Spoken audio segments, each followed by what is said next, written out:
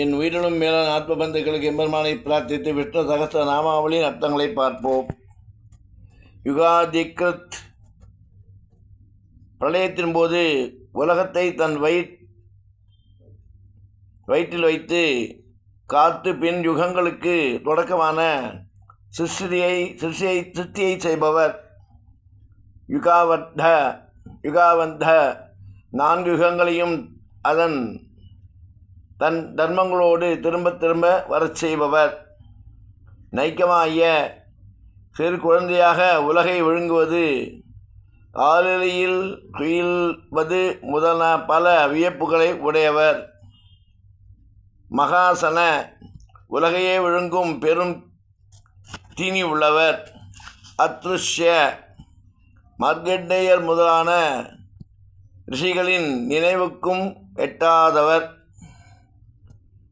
வெக்தரூப ஆனால் மார்க்கண்டேயர் வேண்டியபோது தன் திருமேனியை புலப்படுத்தியவர். சகஸ்திரஜித் 1000 யுகங்களுக்குள்ள பிரளயத்தை யோக உறக்கத்தாலேயே ஜெயிப்பவர். அனந்தஜித் தன் பெருமையின் எல்லையை யாராலும் காண முடியாதவர்.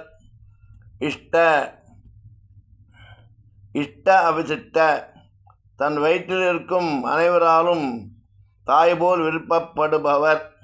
இப்படி 310 நாமாவளியின் பொருளும் அர்த்தத்தையும் பார்த்தோம்.